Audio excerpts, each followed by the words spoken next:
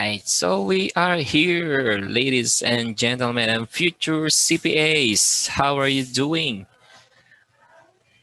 Ayun, so we are back in our free classes. Okay, good evening sa ating mga students. Sir Raymar, Jomer, Jenica, Linko. Wow, ang dami ha. Kay mga Mary Jane Quarteros. All right. Good evening po sa inyong lahat. So we are here on our general principles of taxation. And then of course, sa ating mga students on live, Sir Alfredo, Ami, Jean, Iris, Jefferson, John, K, Melvin, Oliver. Wow, ang dami. So thank you so much guys for coming in. So sa mga hindi nakapasok guys, no, nilock ko na yung meeting room ha. Nilock ko na yung meeting room so wala na makakapasok. All right? Anyway, we are live on Facebook. So yeah, ano bang pag-uusapan natin ngayon? So tonight we're going to discuss taxation. So one of the topics or subjects, one of the subjects in the board exam or SIPALE.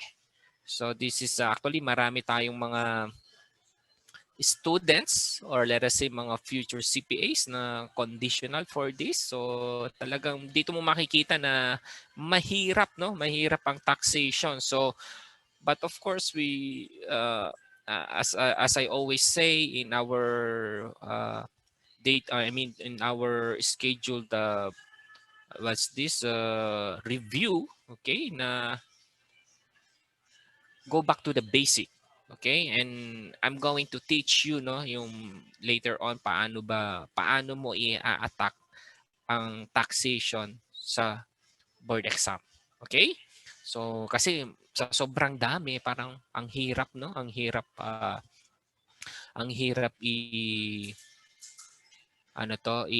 i-retain yung mga principles. Okay? So let's start in few.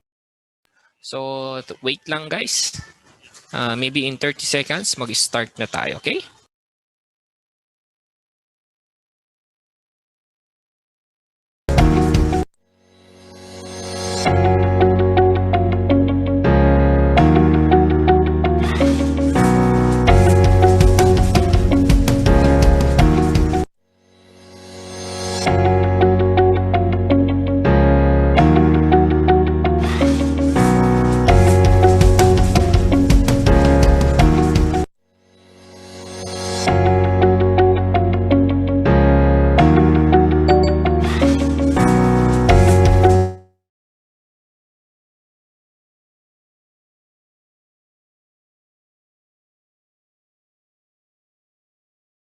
All right. So, general principles of taxation. So, dito sa oras na to, okay.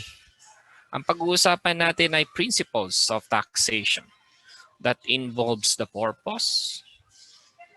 Okay, ano ba ang purpose? Bakit may taxation? Ano ang basis? Saan nagsimula? Saan nanggaling? Ano ang pinag-impisahan? Ano ang valid reason? Okay? Kasi syempre, kapag may taxation, paano yung sistema? Paano magkakaroon ng sound tax system? Okay? Pag sinabi naman natin na, sige, magtatax ka na, anong itatax mo? So, ano ang basis ng situs of taxation? Okay? And then, at the end of the day, sino ang magbabayad? Who? Sino ang magbabayad ng tax? Alright? And then, of course, summary of the Philippine taxation. So, ipapakita ko sa inyo, guys. I-discuss natin ang bawat isang principle na yan. Okay? But, of course, in general, I think karamihan dito sa ating mga listeners, sa ating mga students ay kabataan, no? Na kasing edad ko, mga millennials. So, hindi na natin naabutan yung mga time na wala pang tax, right? So, but then again, no? Kasi I work in Saudi for 5 years. Okay? So, I experienced na magkaroon ng I mean kung paano walang tax, no? So ang ganda guys, no, ng walang tax sa sahod mo. Let's say sa kinikita mo, sa salary mo, net mo nang marireceive, kasarap niyan, ano? So all in lahat, I mean mas malaki ang pay na net pay na maiuwi mo. Okay? So generally kung i-compare mo, no, kasi sa Saudi, we all know na mayaman ng Saudi. So hindi nila kailangan ng tax because mayaman sila. They can fund their expendi. Yung mga expenditures nila, mga government projects nila, yung mga gastusin nila sa health, gastusin nila sa defense, okay? Gastusin nila sa mga street lights, okay? Everything, or maybe recreational activities, okay? Kaya nilang pondohan, okay? Without support, okay? Without support from the public. So yung support na sinasabi ko, support from the public, yan yung tax, okay? Kasi ang mangyayari naman, at the end of the day, public, magbabayad ng tax, yung tax na yan, magiging pondo. Yung pondo na yan, panggastos ng government. Okay? So, but then again, pagdating nitong recent years lang, okay, nagkaroon na ng VAT ang Saudi. So, ibig sabihin, kailangan na nila ng pondo. Okay? So, lalo na sa Pilipinas. So, as you can see, nagkaroon tayo ng 10% and then naging 12% ang ating tax, ang VAT. Okay? Which is, yung VAT na yan talaga ang I think isa sa pinakamalaking collection ng government because lahat nagbabayad ng VAT. Kahit na yung sabihin mong pinaka lower class, okay? Na citizen natin. Okay? Kapag bumili siya ng biga ng let us say ano ba ang noodles, may VAT 'yan. Okay? Kahit sabihin natin yung mga let us say, namamalimos. Okay? Yung mga namamalimos, yung pinakamababa na, sabihin na natin. Okay? Siyempre, meron silang namamalimos, bibili sila ng noodles. So, isipin nyo, yung binili nilang noodles, may 12% sila. So, may ambag sila sa government. Okay? May ambag sila sa government. So, from that point of view, no, titingnan natin, bakit ba? Saan ba nagsimula? Saan ba nagsimula ang lahat-lahat? Ano ba ang prinsipyo? Ano ba ang principle ng taxation? So taxation, sinasabi niya rito, inherent power daw ng kataas-taasan. Okay, sovereign. Okay, exercise through legislature. So ibig sabihin, yung mga congressman natin, sila lang daw, or congressmen, sila daw ang may power. Well, which is totoo. Sila ang may power para gumawa ng batas, okay? To impose burden. Oh guys, so burden. Kaya ikaw, kung ikaw ay taxpayer, malinaw na sinabi, burden yan. Wala ka nang magreklamo, no? Upon subjects and objects within its jurisdiction. So within sa jurisdiction daw. Okay, so ibig sabihin, ikaw, hindi ka pwede mataksan sa ibang bansa if you are outside the jurisdiction of taxation for the purpose of raising the revenue. Okay? So pag sinabi naman nating taxation, kasama ang tax, yung tax na yan, yung enforce. Isipin nyo guys, so enforce, kaya burden enforce. Okay, sa pilitan. Di ba? From persons and property levied by the lawmaking body for the purpose of the government and all public needs. Okay? May purpose naman siya for the government needs or public needs. So, huwag sasama ang loob mo kapag ikaw ay nagbabayad ng tax. Okay? So, you should be happy kasi ibig sabihin, kumikita ka, meron kang revenue, meron kang trabaho. So, it is your fair share. Okay? O bakit natin tinawag na fair share? Right? So, pag i-discuss natin yan later on, bakit siya tinawag na fair share? Okay? So, kahit na sabihin mong enforced contribution, burden siya, pero tandaan nyo, fair pa rin yan. Okay? Bakit siya naging fair? Because of, tingnan natin mamaya, no? Meron tayong pag-uusapan about dyan. Okay, now, after the basic principles na maintindihan nyo, doon pala nanggaling, no? Na ni-impose pala to, okay? Ang taxation is in-impose na lang. O bayaran mo to. No questions asked kasi kailangan. Okay? Ngayon, ano yung purpose nun? Bakit kailangan nila mag-impose ng taxation? Ng tax, I mean. It's the purpose of to provide funds, okay, to promote. So may funds ka, may fund ka, may pondo para i-promote yung welfare. Okay, protection. Citizen. Ibig sabihin, para yung government makapagbigay serbisyo sa public. Okay?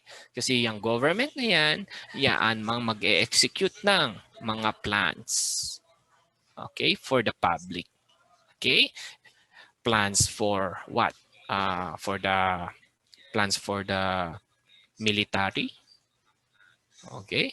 Plans for the health. Plans for ministries. Kung ano mang ministries or department, no, ng bawat government, agriculture, okay, science, or whatever it is. Okay?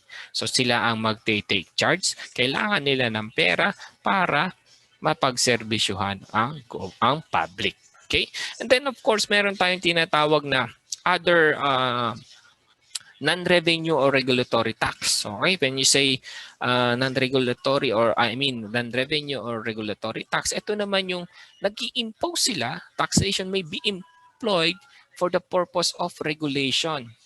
Okay? Ito mga example, tariff para maprotektahan yung mga local goods natin, right? Yung mga importation natin, meron tayong duties. Okay, tariff and custom duties. Okay, and then meron tayo dito guys, no, yung fair share na sinasabi ko sa inyo, no, na kung saan progressive rates to reduce inequalities in wealth and income. Ibig sabihin yan, habang tumataas ang iyong income, tumataas din ang iyong share.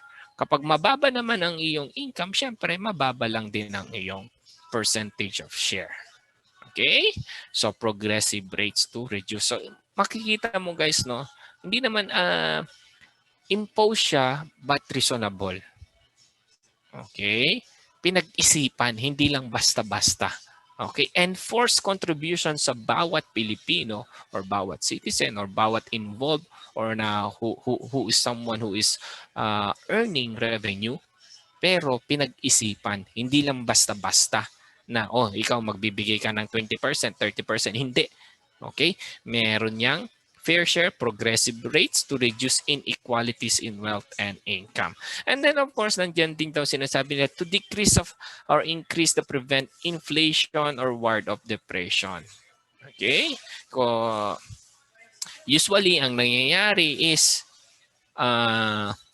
pag kailangan, let us say, usually increase, no? Increase of taxation ang nangyayari sa atin para hindi tayo magkaroon ng inflation, matinding inflation.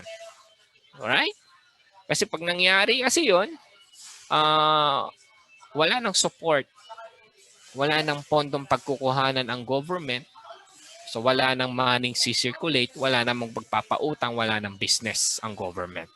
Kaya it can really increase or decrease or manage the inflation somehow, and then at least walang depression na mangyayari or economic depression sa government.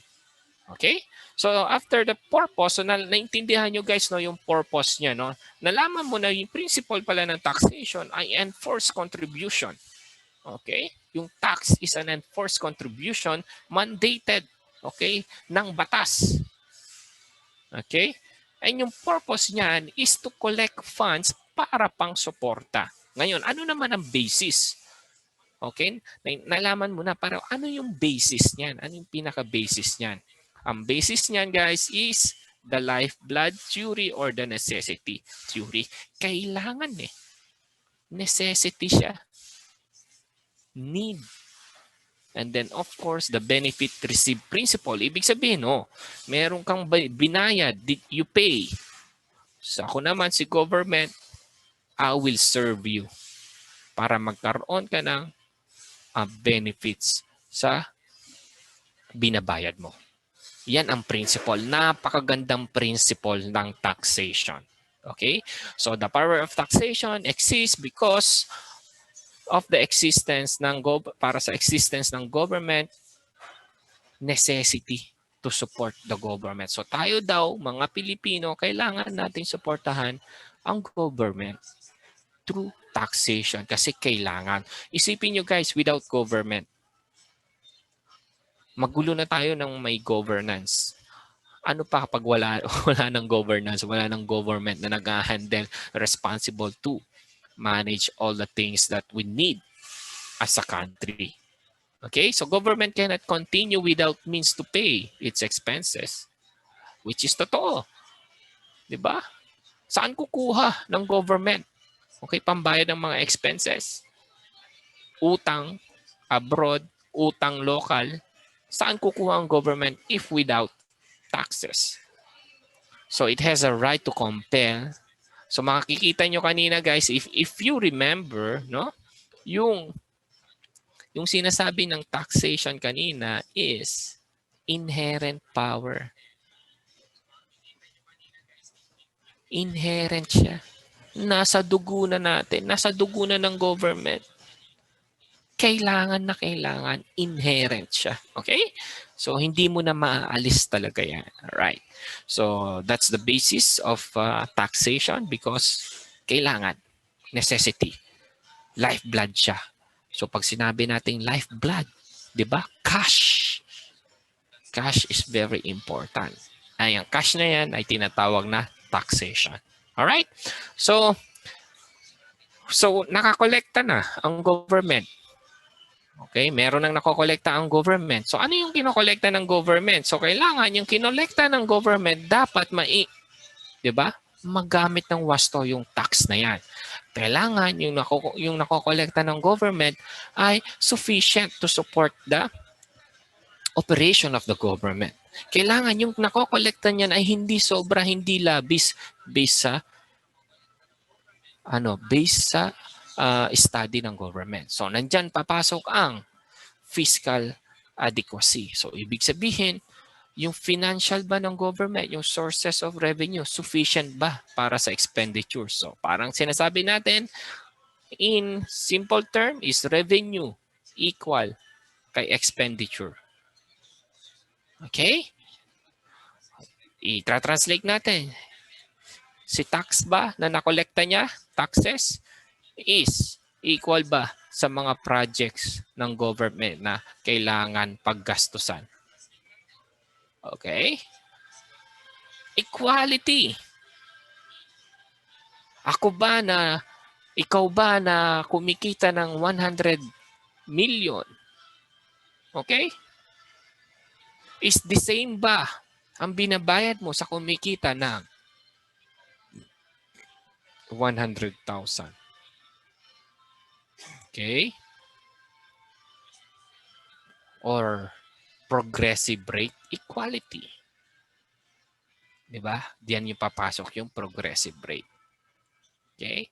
So administrative feasibility, ito yung ina-expect natin. No? For us to have that sound tax system, the government should be capable, okay, and effective in administering, okay, the funds, the taxes. Okay? Not only the tax law itself, kasi andyan na yung tax laws eh. It's a matter of the implementation.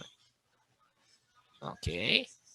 Administrative feasibility. So that's the principle of sound tax system. So, napag-usapan na natin. Okay. Meron na tayong, alam na natin na kailangan ang mga kolekta natin na revenue is equal. Okay, kailangan ang expenditures ay matapatan natin ng revenue. Ngayon, saan natin kukunin? Okay, saan natin kukunin ang kokolektahin nating tax? Okay? So, diyan papasok guys ang Situs of Taxation. Okay, ito maganda to, no? Situs of Taxation. So ibig sabihin kasi pag Situs of Taxation, ito yung place, okay, of taxation. So pag sinabi naman natin na place, ano ba yan? Either na location yan, okay? Pwede rin nationality, o ano ba nationality, ano ba yung source ng source of law. Okay, so ano ibig sabihin yan? Example, ikaw ay Pilipino, okay? Citizen ka. Okay? Ikaw bilang citizen, pwede kang maging residing, pwede kang resident, nandito ka sa Pilipinas, ibig sabihin, or pwede kang non-resident. Okay? Pwede rin na ikaw ay foreigner. Okay, foreigner ka, ibig sabihin, non-citizen. Kapag non-citizen ka, ibig sabihin, pwedeng nandito ka as resident, okay? Nakatira ka dito, or pwedeng kumikita ka rito, pero non-resident ka. Okay, so these are the makikita mo location, which is the residency. Nationality, which is ano ka ba? Citizen ka ba ng Pilipinas o hindi? Okay, ngayon dito papasok source of income or where the activity produce the income. Kapag resident ka, okay, ang income mo, if income is earned within the Philippines, taxable yan. If your income is, okay, citizen, resident, income mo within, and income mo ay earned outside, taxable pa rin yan. Okay? So regardless kung ano ang location mo, okay, kung saan mo na-earn yung income mo, kung ikaw ay citizen resident, okay, taxable lahat. Okay? Kapag ikaw naman ay non-resident, okay, ang kita mo ay within the Philippines, taxable ka. Kapag outside naman, again, income mo outside. And then non-resident ka. Ibig sabihin, nasa ibang bansa ka. Okay? Non-taxable na yan. Okay? So kaya dito papasok yung mga OFW. Kaya sila exempted. Okay? Na kasi nasa labas sila ng bansa, yes, citizen sila, pero non-resident, pero yung kita nila ay outside. Okay? Next is, bulburahin ko na to ha. Next is, if ikaw naman ay foreigner, okay? Kung ikaw naman ay foreigner, kapag ikaw ay nakatira, okay, within, okay, non-citizen ka eh. Di ba? Taxable din yan. Kung ano man nandito. Nakatira ka, outside. Right. And then siyempre, pag non-resident ka and then non-citizen ka, edi yung kita mo within, siyempre magiging taxable, and then outside, kasi outside ka na, hindi nasakop outside jurisdiction na ng Philippine tax. Okay? So yan ang principle ng Situs of Taxation, guys. Okay? So let's move forward. So ngayon, makikita nyo dito na ito pala, tayo pala, no? Tayo pala ang may burden ng ng taxation, yung citizen pala talaga. At the end of the day, it's the citizen. So pwede rin kasing i-interpret nyo ito, guys, ng domestic or foreigner or foreign corporation. Okay? So the same lang yung logic niyan, guys, no? Kapag domestic or foreign, parang citizen lang yan and then non-citizen lang din, no? Para hindi kayo malito. Okay?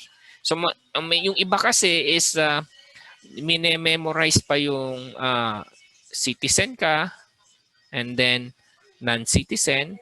Tapos iba pa yung memorization nila sa domestic corporation at saka sa foreign corporation. Okay? So yung logic niyan, guys, pareho lang. Okay? Pareho lang yan. Tignan nyo ng mabuti. Ha? Basahin nyo ng mabuti. Alright? So, again, of course, who who bear who bears the burden of paying taxes? Depende daw. Sabi sa batas, depende yan. Depende kung ang tax mo ay direct tax or indirect tax. Wow. Talaga naman, ano? Kapag sinabi niya kasi indirect tax, guys, no? Ito yung sinasabi na yan na, like, example, income tax. Okay? Or yung mga compensation taxes natin.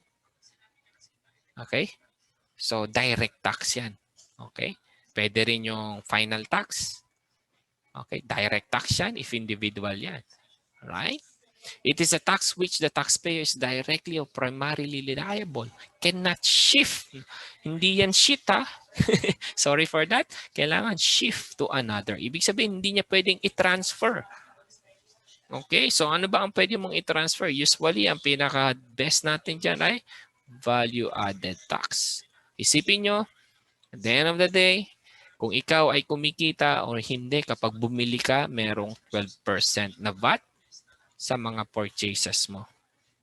Kapag vatable yung binilhan mong business. Okay? Indirect tax. An indirect tax is demanded from a person in the expectation, intention that he or shall be indemnifying himself at the expense of another. Okay? So at the end of the day, iniba man nila ang definition or sagot who bears the burden. It's simple. It's the public. Ang public ang magbabayad ng taxation. It's the public who bears the burden, the tax burden. Okay? And then yung public naman na yan is either na kumikita, may revenue, or wala. Okay? None. Zero. Nada. Okay? Yung revenue ng, let's say, ikaw, public or individual, you have a business. So magbabayad ka ng either na percentage tax o value-added tax. Meron ka ring income tax na kailangan bayaran. Kapag ikaw naman walang business pero ikaw ay employed, so magbabayad ka ng sa withholding tax mo.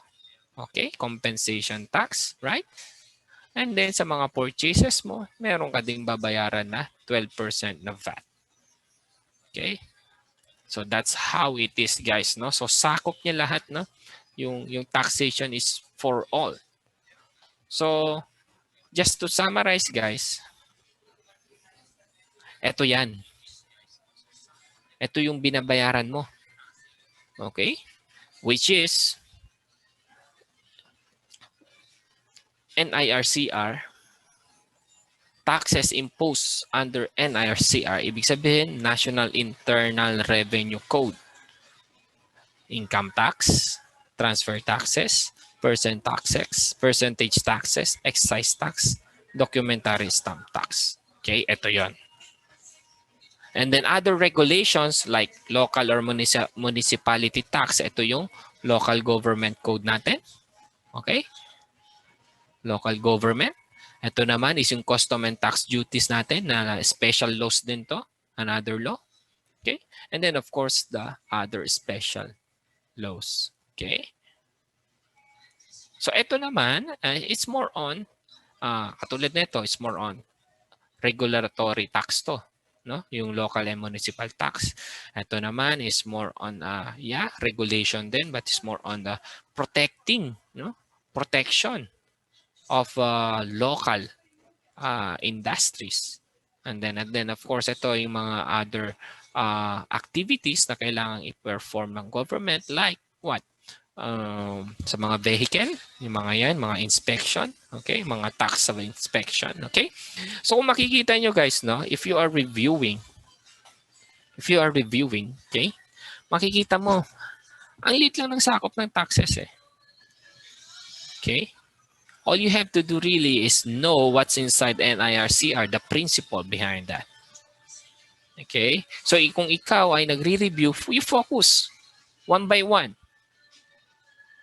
Basahin mo yung principles ng bawat isa na to. So ano ba yung pinakamalaki dyan? Tatlong yan? Right?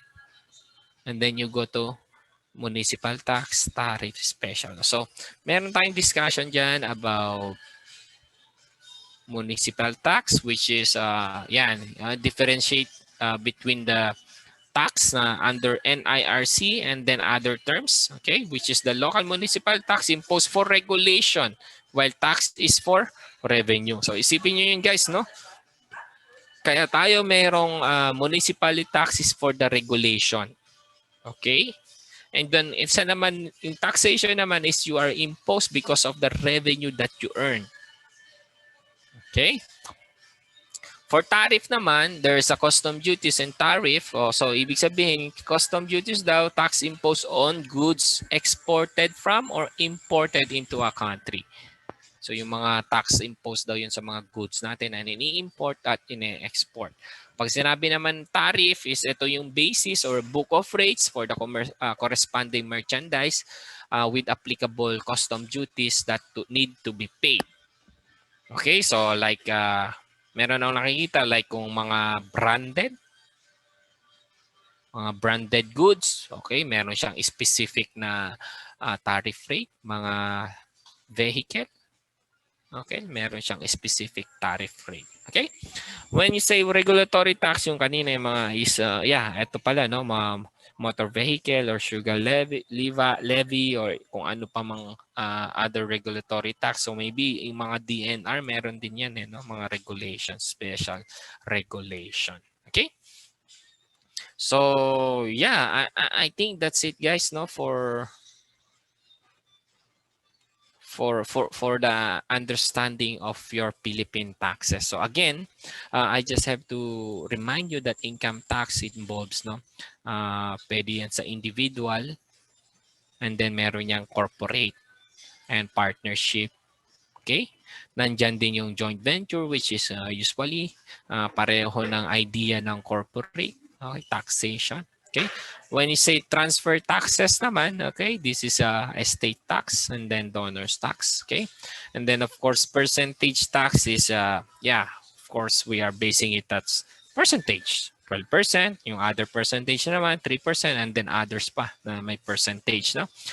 And then, of course, the excise tax, and documentary stamp tax. Okay? So, this is summary. Ang pinakamalaki dito, pag nag-review ka, ito.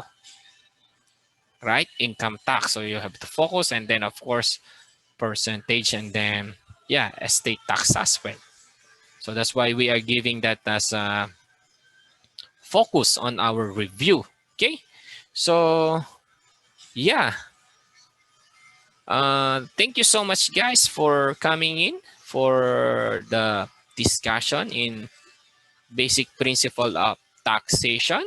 So again, I have to just to summarize, no, we need taxes to support the government.